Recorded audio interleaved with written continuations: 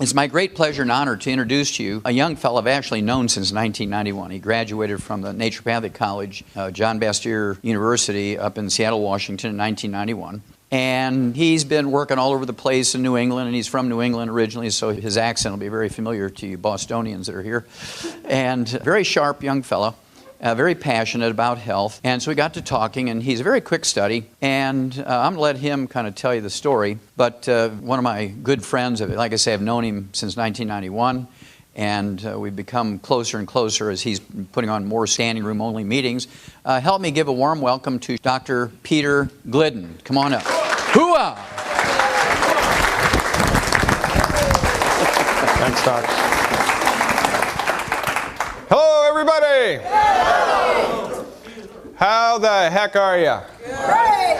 It is just fantastic to be here in San Diego. Let me tell you something, Chicago's too cold for me. Originally from Nantucket Island. Hello to my Boston buddies. Let's go Red Sox. Thanks so much for letting me be here. I'm very excited to be here this morning. Like Doc said, I'm a naturopathic physician, been licensed since 1991, been in the trenches doing primary care naturopathic medicine for over 2 decades now, and been a longevity member, I think, 7, 8, 9 months. We are dedicated to changing healthcare in the United States. And the intention of my lecture here today to you is, I have a unique perspective on longevity and what's going on in the United States as far as health is concerned because I'm a naturopathic physician, just like Doc. I'm actually the first naturopathic physician to really get what Dr. Wallach has done, what longevity is about, and what the projected goals are. I really get it. And my job here today, or my intention here today, is to help everybody kind of take a step back and put what we're doing in perspective. Because perspective is very, very eye-opening and very rewarding. And sometimes, you can be in the thick of things for so long that maybe you forget what the heck you were doing it for in the first place or what's going on. So my intention here is to take a little step back and help to show you things from my point of view because we are on a mission to change the way that healthcare is practiced in the United States. Are you with me? Yeah. What we're talking about is perspective. It's going to be the underlying theme of everything that I'm discussing right now. So let's go back to the basics. Medical industry propaganda. What we've been sold culturally, every culture has something called an already always listening. It's a cultural condition. It's a set of rules and regulations that we've kind of adopted unconsciously. In Christopher Columbus's day, the prevailing paradigm was that the earth was flat. Everybody believed that the earth was flat. Nobody really even talked about it. It was just considered a given. In the 1600s, 1700s, 1800s in this country, African Americans, black people were considered animals. That's how slavery was justified. These aren't people, they're animals. And that was just considered as it was accepted. After that, it was women aren't smart enough to vote. After that, it was, child labor, that's okay. You can put little kids to work and there's no problem with that. There are cultural paradigms that exist in every culture, in every age. It's just a part of the deal. One of the cultural paradigms that we are suffering egregiously from today in the modern American culture is the false belief that medical doctors are king. This is sold to us. Medicine is sold to us and has been sold to us for the last 100 years. As medical doctors, bless their hearts, I've got tons of friends who are medical doctors, and there's a room in the world for medical doctors. But their industry has been sold to us as the only medical industry. And as a matter of fact, everything else, naturopathic, chiropractic, osteopathic, Ayurvedic, traditional Chinese medicine, etc., is alternative to it. This is, in fact, where the term alternative came from. I don't practice alternative medicine. It's not alternative to my patients, but from a greater cultural perspective, it is in fact alternative. But it's only alternative because these guys have owned the ranch for 100 years. In a perfect world, there would be equal distribution and equal access to all types of medicine. What medical doctors practice is one piece of the pie.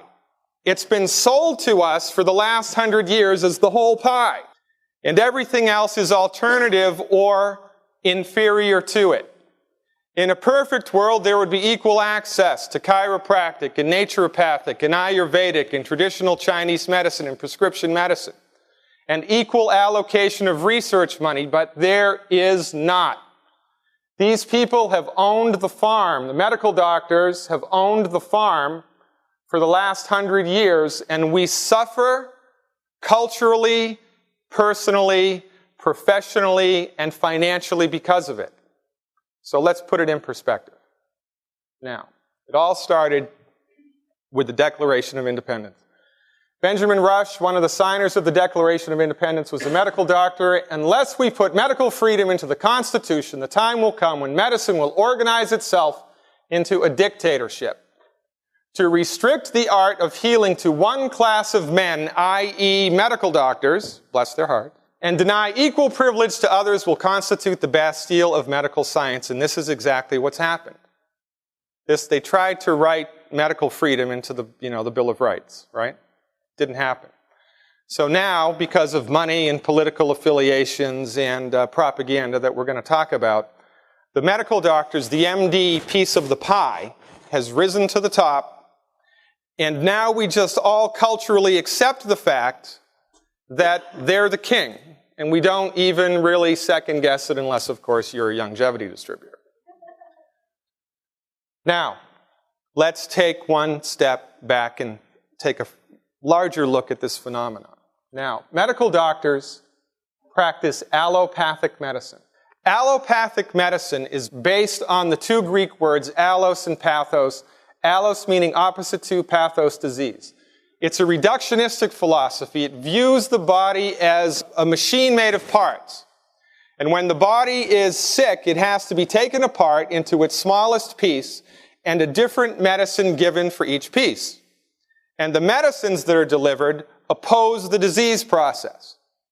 Now, this is in direct distinction to holistic medicine, naturopathic medicine, that Doc and I practice. It's from the term naturo, which means nature, and pathos, disease. It's a holistic methodology.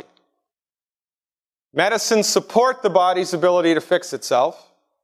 The body is a complex system of interacting, interrelated parts, and the medicines are delivered to the entire system.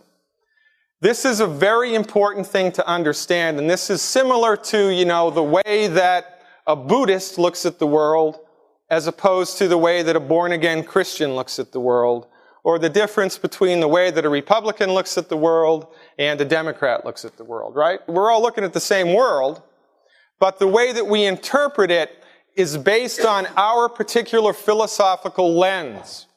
The philosophical lens that medical doctors, bless their hearts, look at the world through is a reductionistic lens. It sees the body as a machine made of parts. And every time you're sick, you go to the doctor, he gives you a medicine for that part. So you end up with one medicine for your arthritis, one medicine for your asthma, one medicine for your heartburn, one medicine for your blood pressure, one medicine for your insomnia, one medicine for your anxiety, and one medicine to take care of the side effects of all those medicines. And we've just come to accept this as the way that it is because nobody's ever lined it up to us like this before. Now, holistic doctors, on the other hand, are taught that the philosophical orientation that we bring to bear is that the body is a system, a complex system of interrelated parts, and that the body has an inherent, built-in, natural ability to fix itself. This is a fundamentally key distinction which separates a holistic methodology from a reductionistic methodology. Medical doctors, bless their hearts, do not believe that the body can fix itself. They do not believe that the body can fix itself because, from their way of thinking, son of a gun, if the body could fix itself, it wouldn't have gotten sick in the first place. Because they look at the world through a reductionistic lens. Medical doctors are also taught that when the piece is broken, you are to deliver a medicine to that piece which opposes the illness. This is, in fact, how the medicines got their name. Antibiotics, anti-inflammatory, antacids, anti-this, anti-that, inhibitors, serotonin reuptake inhibitors. The medicines that are delivered to suppress the symptom, not to fix anything or to cure anything, but to suppress the symptom, because the reductionist thinks the body can't fix itself and everything's separated from everything else. It's a crazy view which is really antiquated, and it's a function really of 17th century Newtonian physics, which is extremely outdated right now. However, it does have some good things. It's also related to disease management. Nothing ever gets cured in an allopathic, reductionistic, MD-directed pharmaceutical medical doctor's office. Very rarely does anything get cured. You never cure asthma, you never cure depression, you never cure blood pressure, you never cure hypertension, you never cure type 2 diabetes, you never cure a darn thing. You manage it. So you feel a little bit better as long as you take your antidepressant, and then you commit suicide, because that's a major side effect of antidepressants if you're a teenager.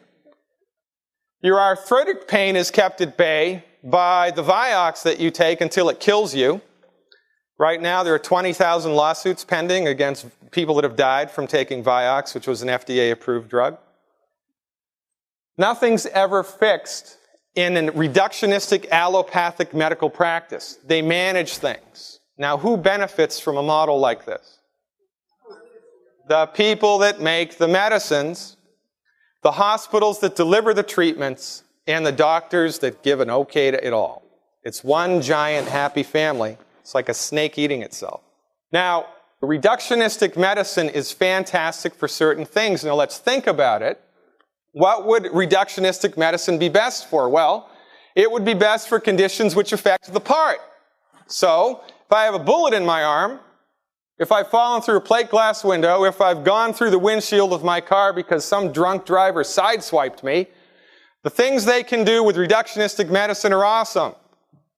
Right now, if you're wounded on the battlefield in Iraq, you have an 85% chance of living. If you were wounded in Vietnam, it was 15. The things we can do with surgery now are just this side of miraculous. Why? Because this is the forte of reductionism. I got a bullet in my arm. Well, let's take it out. It doesn't get more reductionistic than that. And this is where this type of medicine excels when the surgery is necessary. Now, we can have a whole nother conversation about when surgery isn't necessary, and there are people in this room that will give testimony to that. But sometimes you need it. When you do need it, do not go to a naturopath's office. All right? Trauma, infectious disease, if you go visit the temples in Cambodia and you come back with some nasty little parasite that's chewing your intestinal tract up, they've got stuff that'll kill that also, which is great. Right? This is the forte of allopathic reductionistic medical treatment. Okay. However, MD-directed allopathic reductionistic treatment is sold to us as the only valid treatment for everything. For everything. It's a package deal. Everything else is alternative or read inferior to it. Now, this leads to something I refer to as the American paradox. Of the 31 industrialized nations in the entire world, the average cost of health care per person, if you average it out across all the countries, is $2,759 per person per year. In the United States, we spend $6,400 per person, and we rank second from the bottom. We spend 2.5 times that much as everybody else in the world, and we rank second from the bottom in the ability of our healthcare system to make people well. Second from the bottom, the United States of America. Here's the chart. This is World Health Organization data. This is the average of what other countries spend. This is what we spend. These are countries like Belgium, France, Canada, Germany, Denmark, Japan, New Zealand, Finland, Spain. These are the industrialized countries. It gets worse. In all the world, that was just the industrialized countries. If we look at all the countries in the world, the United States in the year 2000, according to the data, the United States was 72nd in the world. 72nd in the world, right above New Guinea, in the ability of our healthcare system to make people well. In 1980, we were 14th. So in 20 years, between 1980 and 2000, we went from 14th to 72nd. This is the wrong direction. So we're second from the bottom of the industrialized countries, and we've fallen 58 places in 20 years in the entire rest of the world. Are you with me? This is the wrong direction. I like to call it death by medicine. And yet, if you ask most Americans on the street, which country in the world has the best healthcare system? Well, the United States does. Because we've been culturally conditioned for 100 years to believe that MD medicine is king. And it's the biggest snow job ever perpetrated on the American public. And we're going to find out why next. Correctly prescribed medications, prescription medications, are currently the 5th leading cause of death in the United States. This means you're sick, you go to your doctor, he gives you a medicine, and it kills you. It's the 5th leading cause of death in the United States. This came from the Journal of the American Medical Association, 1988. It was the 5th leading cause of death in the United States, and it ain't gotten any better. We have been culturally conditioned to believe that MD-directed pharmaceutical allopathic medicine is the king, and it's the pauper. Our health is negatively affected by it every moment of every day, and we all need to collectively wake up. It's unbelievable what we've been accustomed to. This is one of the reasons why phenomena like this can persist. There's a psychological mechanism in the brain that makes us just want to believe what everybody else believes. It's called perceptual blindness. Now, so this type of perceptual blindness has led to this phenomena. This is what the state of medical care is like in the United States. And let me tell you something, the debate that's going on right now in Congress and in the Senate and at the Capitol has got nothing to do with health care. It is not about health care, it is about insurance. It's about who's going to pay for it. The only choices that we get are medical doctor A or medical doctor B. You don't have a choice to see a chiropractor or a naturopath or an acupuncturist or an herbalist or a traditional Chinese medical doctor, an Ayurvedic doctor. It's medical doctor A or medical doctor B because remember, they own everything. Everything else is alternative to it, right? Wrong. That's what we've been sold, but that is not the way that it is. This is the way that it is, and it's a problem. Now, how did this happen? It all started with Abraham Flexner. 1910, he wrote a very influential report called the Flexner Report. He went around the United States, and it took him a long time to do this. There were stagecoaches and trains, no cars, only telegraphs. He went all around the United States and he did an inventory of medical schools and brought back a list of who he considered the medical schools that were the true centers of medical research, i.e., the allopath. Now, early 20th century in the United States, it was more of an equal playing field with different types of medical professionals. You had the chiropractors, you had the osteopaths, you had the homeopaths, you had the naturopaths, and you had the allopaths, right? And they were all competing for patients. He brought the list back to the Rockefeller Foundation. And after the Flexner Report, the Rockefeller Foundation gave vast sums of money to the medical schools that taught prescription medicine. All right? So now listen, and this was big money back then. This was the turning point in the evolution of medicine in the United States. This is the main reason why MD-directed allopathic reductionistic medicine is the top dog now, and everybody else is subservient to it. It's got nothing to do with medical efficacy. It's got nothing to do with cost-effectiveness of treatment. It has everything to do with political and financial affiliations that were built at the turn of the century that most people have no idea of. As an example, in the early 1900s, there were 22 homeopathic medical schools, just as an example. We're not talking about the chiropractors or the osteopaths, just the homeopaths now. 100 homeopathic hospitals and 1,000 homeopathic pharmacies, and the medical schools were in places like BU, Stanford, New York Medical College. I mean, this was all top-notch stuff, right? 22 homeopathic medical schools in the early 1900s. By 1920, which was 10 years after the Flexner Report, the last pure homeopathic medical school closed. Why? Because everybody followed the money.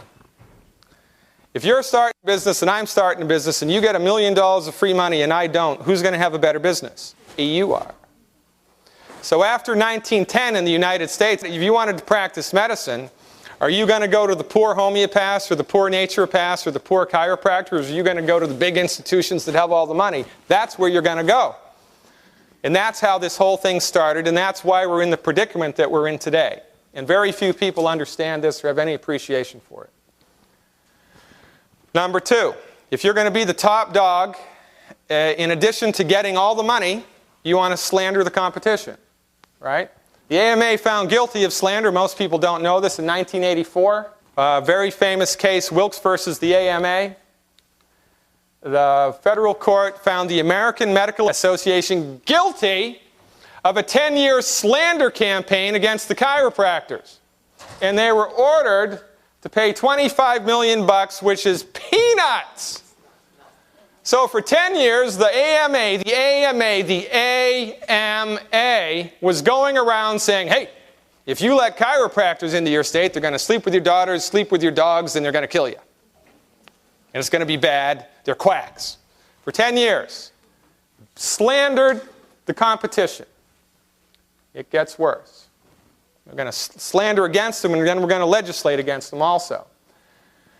There's a branch headed by the AMA.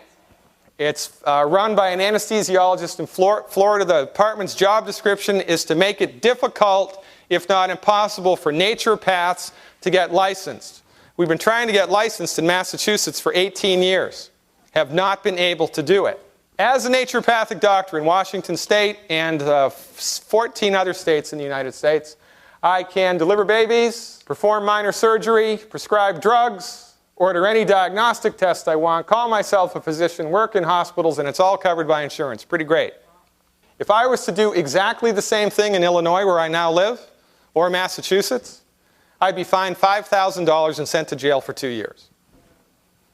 Now, how is this possible? All I did was cross the state line. I did 4 years pre-med, 4 years naturopathic medical school, 1,000 hours of clinical supervision, pass national boards, pass state boards, and do 25 hours of continuing education credit every year.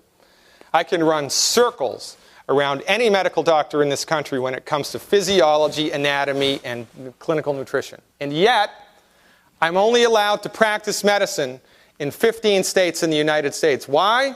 Because the AMA goes around the country telling people, whoa, if you let naturopaths into your state, they're going to sleep with your daughters, sleep with your pets, and they're going to kill you. It's an aggressive campaign against everybody else. This is how they do it. I'm not making this stuff up. I couldn't make this stuff up. It's too crazy. Number 4, it gets worse. If I want to dominate the practice of medicine and culturally inoculate people to believe that my medicine is the king, I fix the facts in my behalf. How do I do that? Richard Smith, 25-year editor of the British Medical Journal. When he retired, he was quoted as saying, medical journals are just an extension of the marketing departments of major drug companies. This was the editor of the journal. Well, maybe it's just one guy and he had an axe to grind, right? Richard Horton, editor of The Lancet, which is one of the most prestigious medical journals in the world. When he retired, medical journals have devolved into information laundering operations for the pharmaceutical industry. You want some examples? Fasten your seatbelts. Cancer. This is the worst slide. This is the saddest slide I've got. I can barely read this without crying. The Journal of Clinical Oncology, Volume 16, Issue 8, December 2004. It was called The Contribution of Chemotherapy to 5-Year Survivals. This study was done to see how effective chemotherapy was for cancer that you got if you were an adult. Okay? It was based on data from randomized controlled trials published over a 14-year period. So they looked at all these treatments for chemotherapy for all these people that had gotten cancer for 14 years. And this was their conclusion, published in the Journal of Clinical Oncology. This is not some backwater naturopathic journal. Preeminent cancer journal in the United States. Fasten your seatbelts. 97% of all chemotherapy for adult onset cancer is ineffective. There's a 3% error ratio, which means the chemotherapy is 100% ineffective at making people well. 100% ineffective for making people well. And yet, it persists.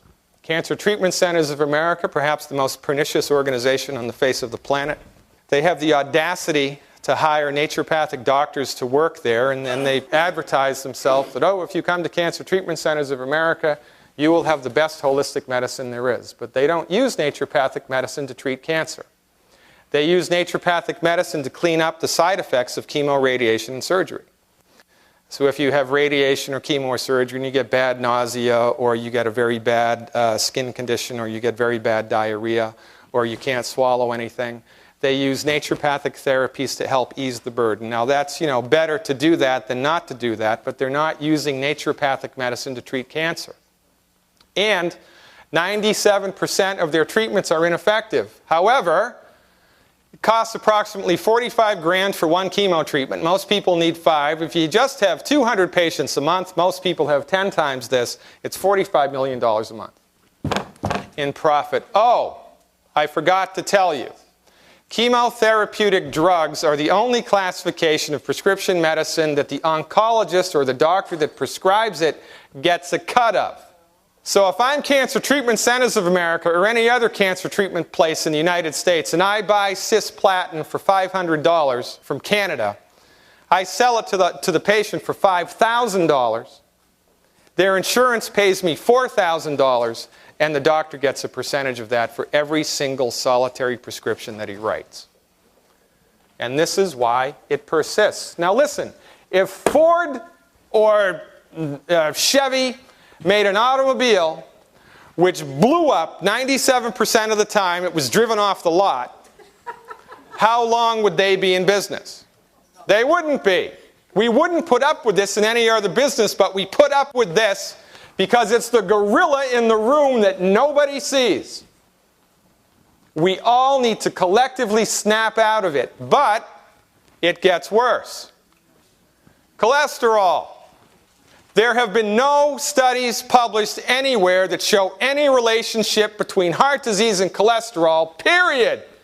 Let me say that again. There have been no studies published anywhere that show any relationship between high cholesterol and heart disease. It does not exist. As a matter of fact, just the opposite does.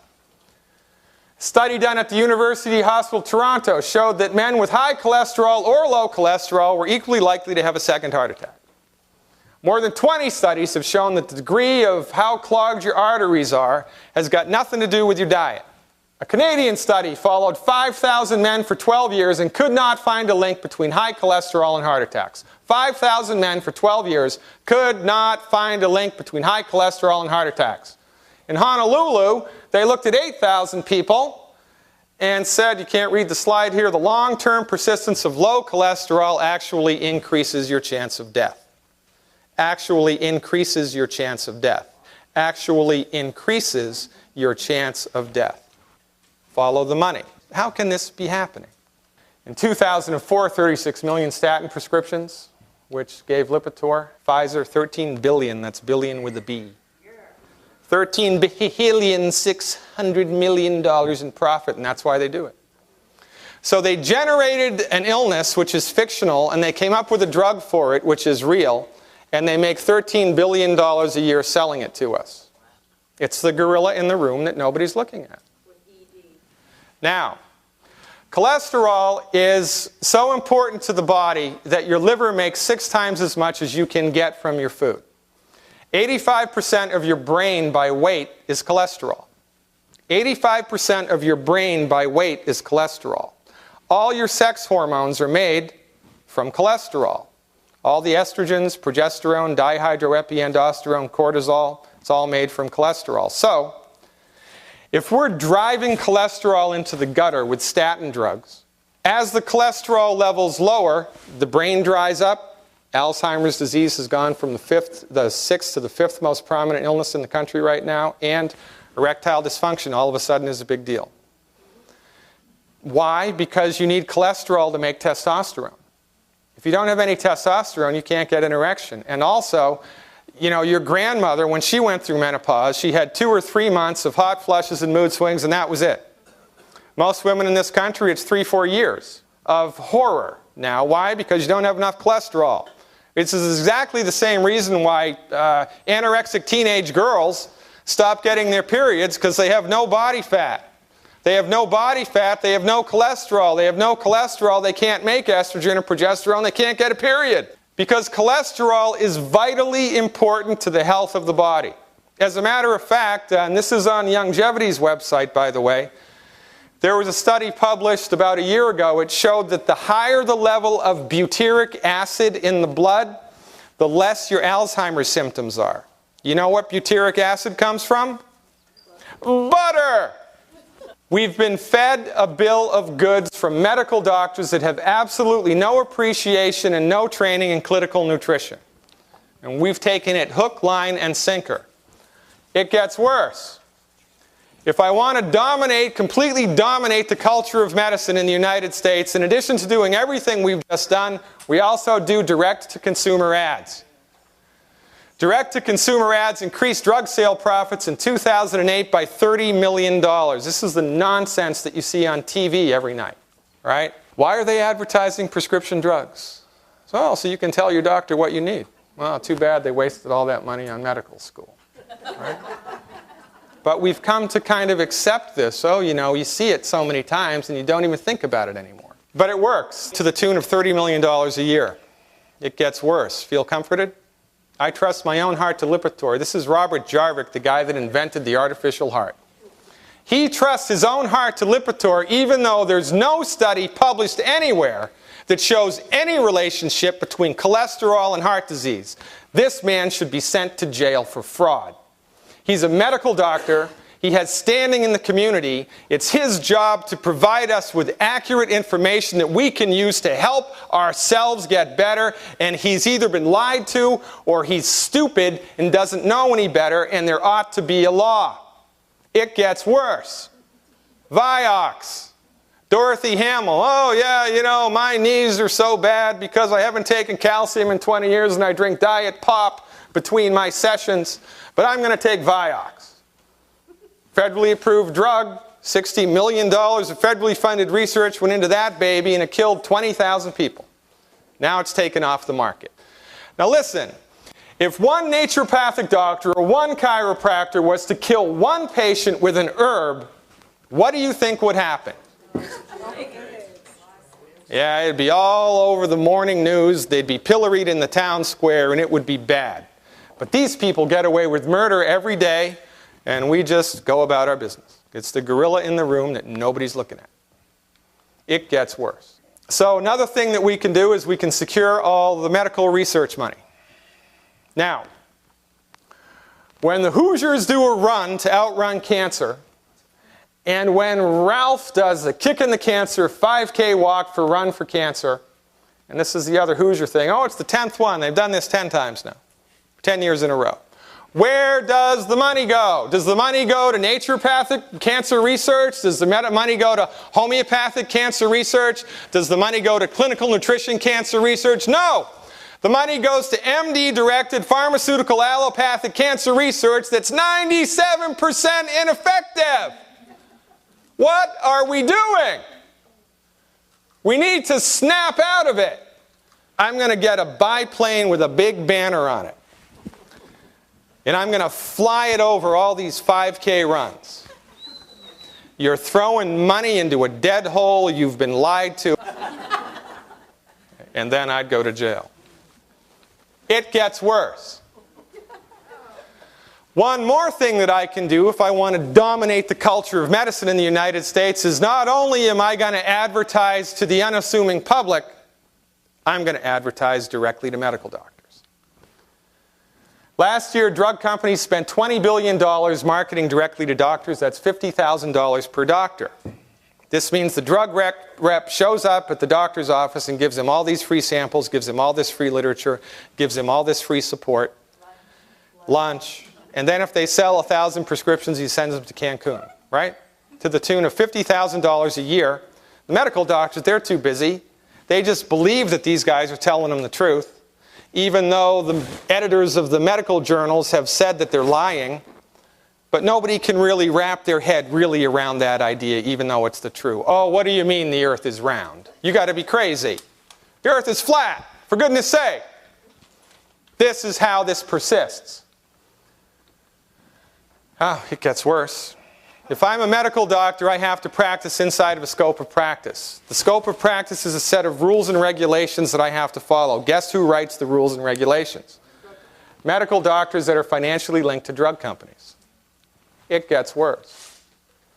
More than half of the medical experts hired by the FDA to advise them on the safety of medical treatments have financial relationships with drug companies. They've cooked the books. They've completely dominated. This is like a military operation. They have completely dominated every facet of the culture as it relates to medicine.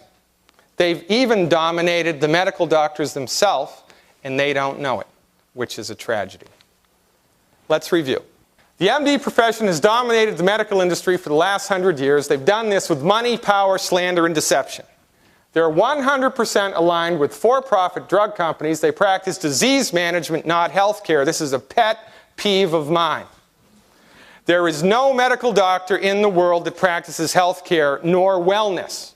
When you see a big sign on your hospital, a wellness center, or Dr. Smith practices wellness, baloney. Medical doctors are not trained in how to make people healthy. They're trained in how to suppress symptoms and manage illness. Period. And they have no training nor clinical experience with anything but drug treatments. And the medicine is profit-driven, not results-driven. If the medicine was results-driven, chemotherapy would have been ended 10 years ago. It wouldn't be practiced again because it doesn't work. The only reason it persists is because it makes gazillions of dollars every year for the industry. That's the only reason it persists. It's not a results-driven medical treatment. It's a profits-driven. It's the gorilla in the room that nobody sees. Now, what results have 100 years of MD-centered allopathic reductionistic medicine given us? Well, overweight and obesity is rising. The predictions are in 10 years this will be the #1 health problem in the United States, and it's completely driven by mineral deficiencies. Obesity is a mineral deficiency disease. It is a deficiency disease. It is not a disease of excess. Type 2 diabetes. Look at this. 1981, 2004. It's gone up 10 times. Type 2 diabetes. This is criminal. By the way, type 2 diabetes is a vanadium and a chromium deficiency disease.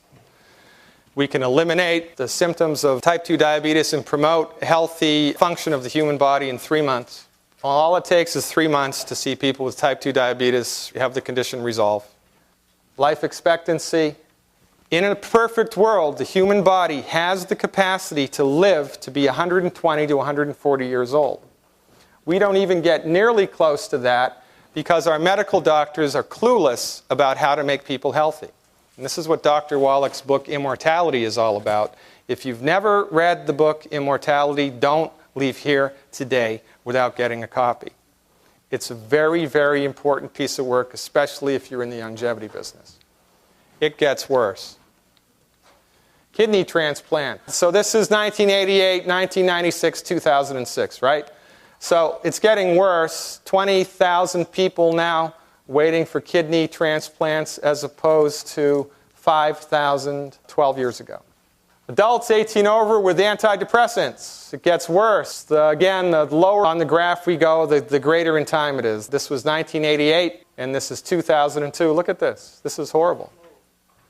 Antidepressant use is quadrupled in 10 years. And the major side effect of antidepressant use? Suicide. And I saw an advertisement for Cymbalta last night on TV. This is how crazy it is, right? On the ad it says 75% of people being treated for depression are still depressed.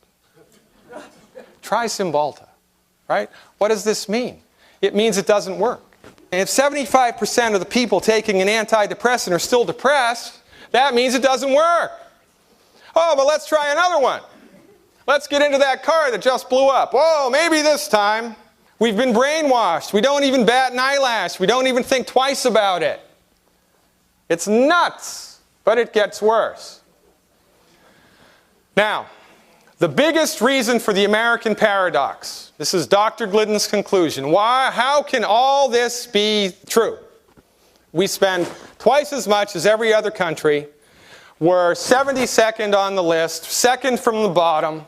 All these chronic illnesses get worse. Well, how can all this be possible in the richest, most prosperous, freest country in the world? Well, let's ask Sherlock Holmes. When you have eliminated the impossible, whatever remains, however improbable, must be the truth. The reason for the American paradox is allopathic MD-directed prescription drug treatment for chronic disease does not work, period. It does not work. It works great for surgery when surgery is necessary. It works great for trauma, but that's it. For most conditions that most people go to the doctor for, most of the time it kills them, makes them worse, does not deliver results.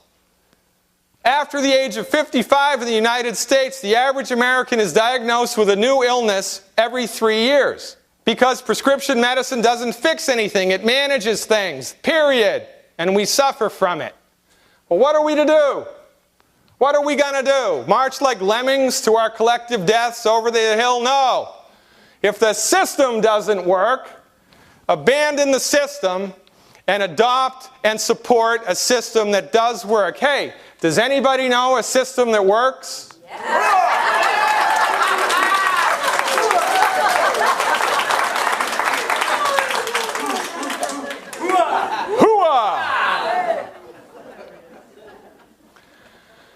This is what we do.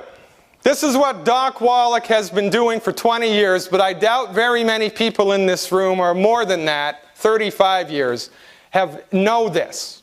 Nobody's really put this in perspective, I don't think, the way that, a naturopathic doctor would.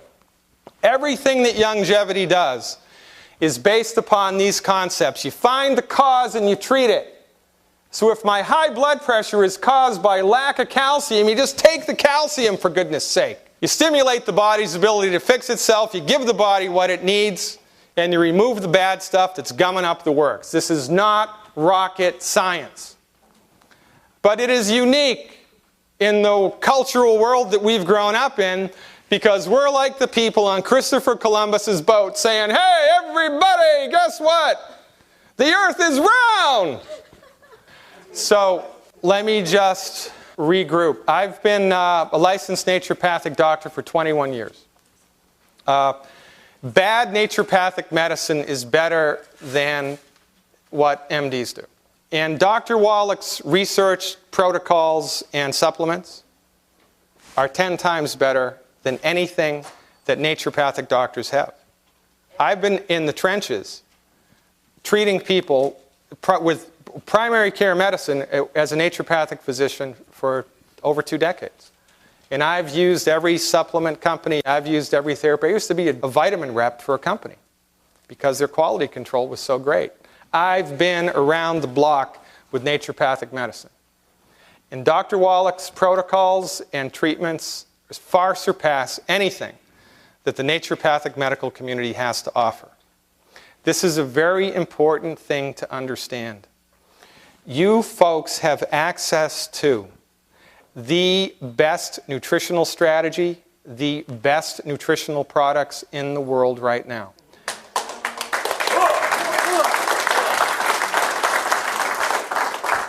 Now, there's a lot of companies that will say that, but there are no companies that have the clinical experience with actual licensed physicians to be able to validate this and say that it's true. I'm here to testify that it is. Now, some things Dr. Wallach has done, many of you may not know. He's sued the FDA 8 times, won 7.5. It's because of Dr. Wallach's lawsuits that we can say, and any vitamin company can say, that essential fatty acids will reduce your risk of stroke. It's because of Dr. Wallach's lawsuit.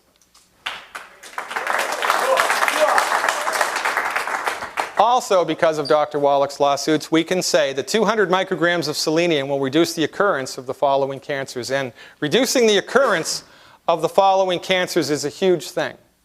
This is a huge, huge thing. Here's what we can say, and why hasn't your medical doctor told you this?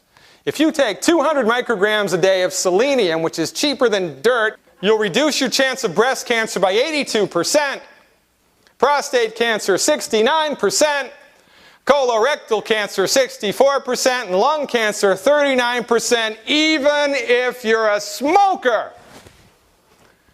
Every child in the United States, from the very first day they go to their pediatrician, needs to be put on selenium, and we would dramatically reduce the occurrence of these types of cancer with one simple, inexpensive nutritional supplement. It's criminal. It is criminal that this information is not readily available and more widespread, and it's even criminal that most medical doctors will tell you vitamin supplementation, all that'll do is give you expensive urine. There ought to be a law. By the way, this selenium stuff was published in the Journal of the American Medical Association in 1998 by Larry Clark, MD, PhD. Okay? Now, The Diseases of Exotic Animals was written by Dr. Wallach.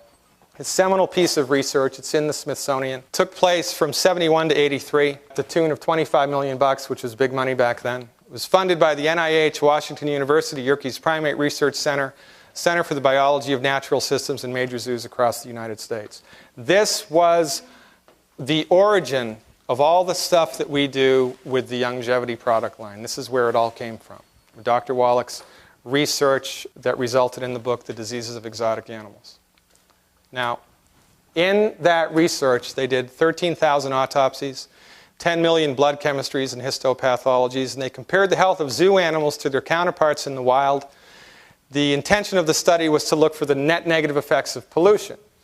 This was because at that time there was the Minamata disaster in Japan, where some knucklehead released millions of gallons of mercury into a river that went into Minamata Bay. There was an algae bloom at the same time. The algae sucked up all the mercury. The little minnows ate the algae. The bigger fish ate the minnows. The villagers ate the bigger fish. They all got mercury toxicity. And 9 months later, all the kids that were born in Minamata, Japan, had unbelievable birth defects. And it was a big wake-up call for the international community. And so they said, hey, if mercury can do this, what can all these other things do? So let's figure it out. So they had a perfect experiment, and they chose Dr. Wallach because he was the only man in the world at that time who had experience in all of the fields that were necessary to pull this off. So they looked at the health of animals in the zoo in urban areas who were exposed to the same pollution that you and I are, and then they went into the wild and darted the animals, sedated them, and did tissue cultures from the animals in the wild, and they compared the results of the health of the animal in the wild to the health of the animal in the zoo. You with me? It was a fantastic experiment, really smart, really well thought out. And here are the results. Strap on your seatbelts. There was no net negative effect on the health of the animals from pollution.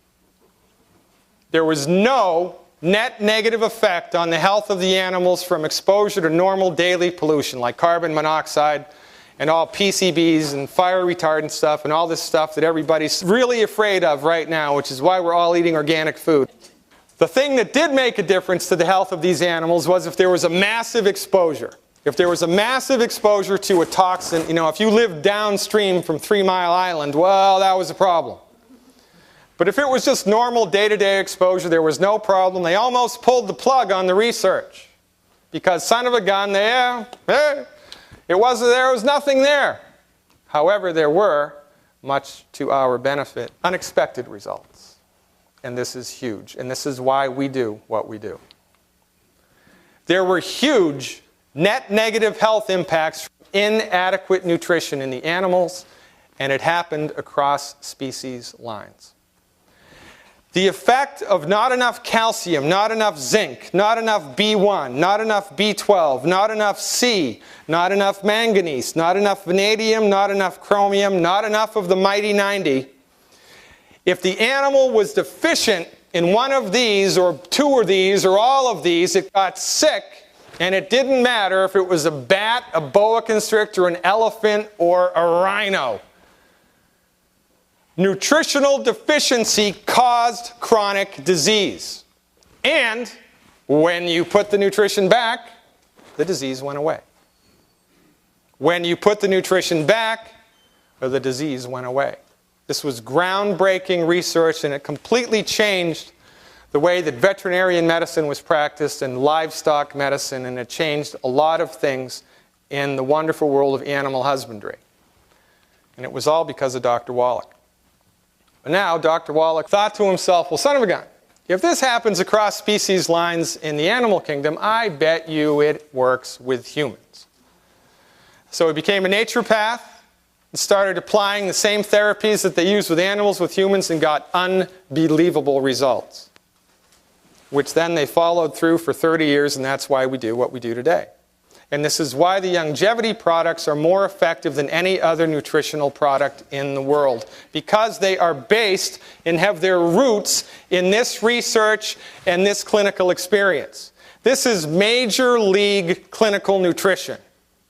Comparing what we do in longevity to what any other doctor or any other vitamin company does is like comparing the major leagues to little league.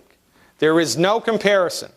What we do is 100 times better than anybody else, but don't believe me, just look and see the results that you get.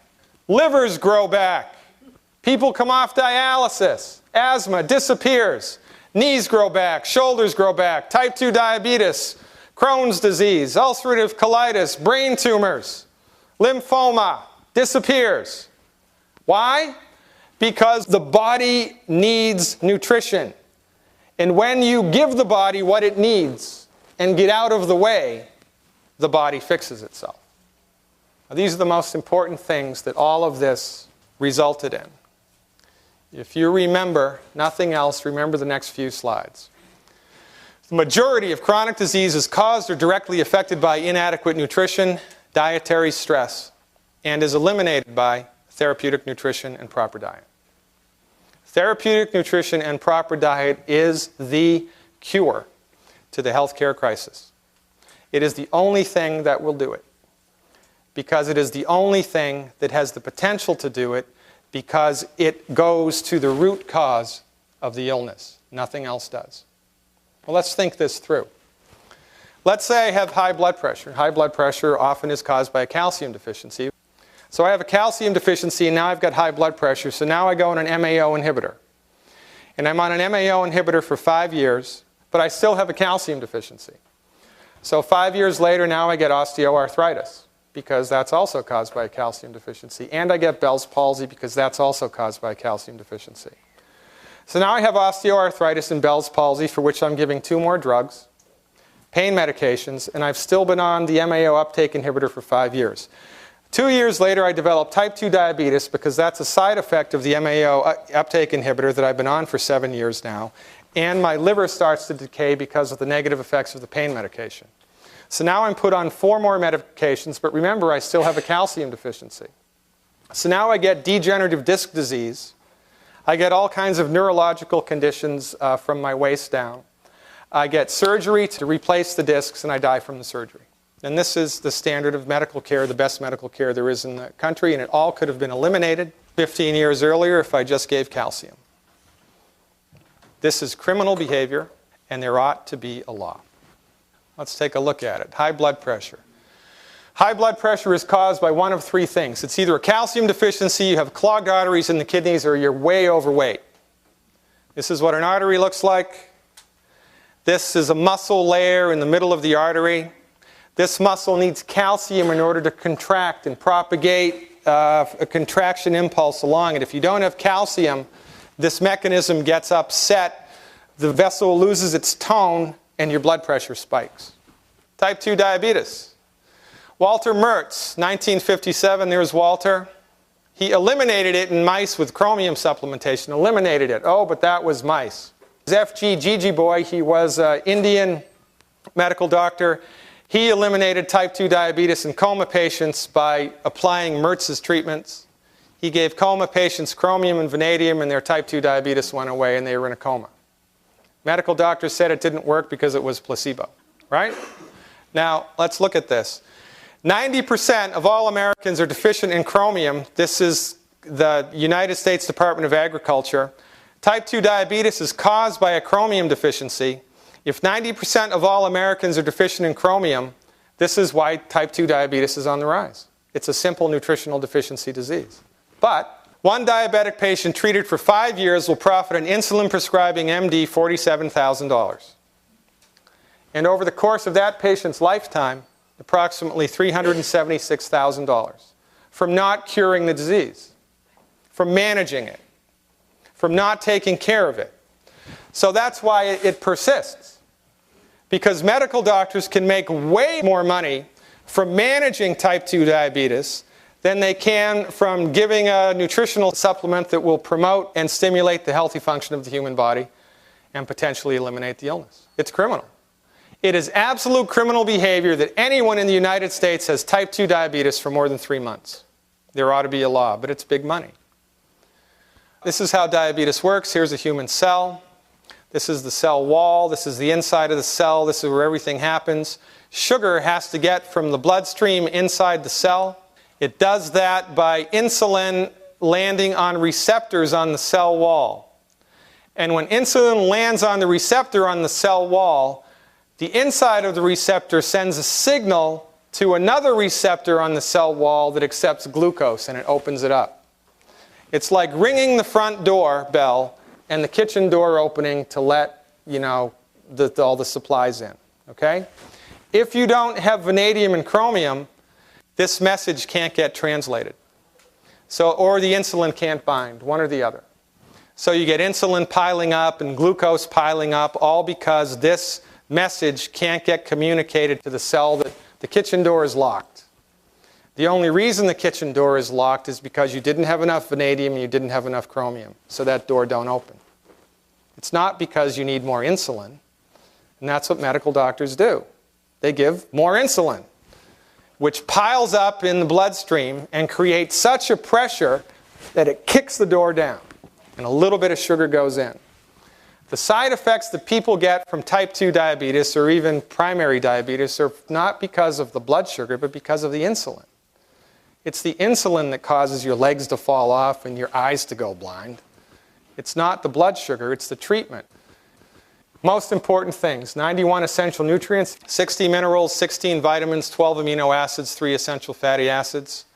If everybody in the world took these every day, in the course of, 5-10 years, chronic illness in the United States would be a thing of the past. It's impossible to get all 91 nutrients from your food. You cannot do it. I cannot go outside and throw a tennis ball to the moon. Nor can I get all the nutrients that my body needs from my food. Why can't I do that? Because the minerals, which are 60 of the 90, only occur in the soil. Animals can't make them, plants can't make them. We can only suck them up out of the soil. If they're not in the soil, they're not in the lettuce. If they're not in the lettuce, they're not in the body. They're not in the soil. They're, like Doc says, they're in veins, like the ripples in chocolate ripple ice cream, right? Here it is. So I got some zinc up here, but I got none here. I got some vanadium here, but I got none here. I got some calcium here, but I got none here. This is how it is. So if I was to do, a bird's eye view of the cornfield, this part of the cornfield might have 12 minerals, this might have 10, this might have 4, this might have 20, this might have 30, who knew? You can eat a perfectly yummy tasting piece of organically grown corn harvested by Trappist monks under the full moon while they're chanting, and you could be 51 minerals deficient because the plant only needs 9 minerals to grow. If it ain't in the soil, it ain't in the plant. If it ain't in the plant, it ain't in the body, it ain't in the soil. You need to supplement. If you understand that you need a mineral, well, you can do one of two things. You can dig them up, find somewhere in the earth that they are, you can dig them up, purify them, and swallow them. These are called metallic minerals, and they're 10 to 60% absorbable. This is what most vitamin supplements are. Or you can plant plants on the soil where the minerals are. The plants suck the minerals out of the ground, metabolize the mineral, and as they digest it and metabolize it, they turn it into a colloid. A colloidal mineral is 100% absorbable. Now, which is better, 100% or 10%? That's why the Youngevity 100% organic plant-derived colloidal minerals are the best mineral supplements on the face of the planet because they're colloidal. This is the fundamental key to the whole Youngevity thing, is the mineral aspect of the vitamin supplements. There are 60 of the 90 things that the body needs. Everybody that you see walking around is minerally deficient. Everybody needs to take minerals. If you're having trouble with your Youngevity business, just give everybody a bottle of minerals to begin with. Within 14 days, they will feel better. They have to, because everybody's minerally deficient, and now we're filling the tank up. It's a game changer. And then you call them up 14 days later and follow up. Hey, Charlie, how do you feel? Well, you know, I feel pretty good.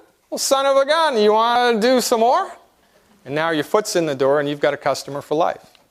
Fried food, bottled oil, well-done meat, nitrates in meat, superheated carbos. These are all bad foods and should be avoided. Bottled oil contains free radicals. Oil oxidizes. And as the oil oxidizes, it becomes loaded with more and more free radicals. And then we drink the oil, we pour free radicals into the body, and they hurt us. When you superheat the oil, it oxidizes almost immediately. If everybody in this room just eliminated fried food today, no minerals, no supplements, no exercise, no nothing, just stopped eating fried food, you would add 15 years to your life. 15 years to your life just by stopping eating fried food. Now look at the good food. This is what I love to talk about. Butter. Yeah. Woohoo! Salt. Woohoo! Lard. Your grandmother was right. Those lard sandwiches saved her life. We are the solution to the healthcare crisis. And I just wanted you to think about this for a minute. How many people can I, as a naturopathic doctor, help? Okay? Because of the time considerations that I have, a dentist can only drill so many teeth. If I'm in a good year, I see 4 new people a day, 5 people a week, 46 weeks a year. I can treat 920 people and help 920 people in 1 year to get healthy as a licensed working naturopathic doctor. If I build a network and I enroll 1 person a month, and they enroll 1 person a month, and that goes on for a year, in 1 year I'm going to have 4,096 people in my network. Now, which is better, 900 or 4,000? 4,000. This is how we're going to change the world, and this is why Youngevity exists. All the other companies that Youngevity has bring in demographics to expose people to the product and protocols. All right? We are playing a big game here. It is our intention in our lifetime to alter the paradigm through which medicine is practiced in the United States. We want to pull medical doctors off the pedestal that we've put them on. We want to show everybody in the world the gorilla that's in the middle of the room. And the only way that we can possibly do this is by generating a huge grassroots support system. And how are we going to do that? We're going to do that by building a Youngevity network business. That's why Youngevity exists. That's why you folks are here. You can alter the way that medicine is practiced in the United States. Build your downline as rapidly as possible because people are dying and suffering needlessly, and only we can help them. Thank you very much.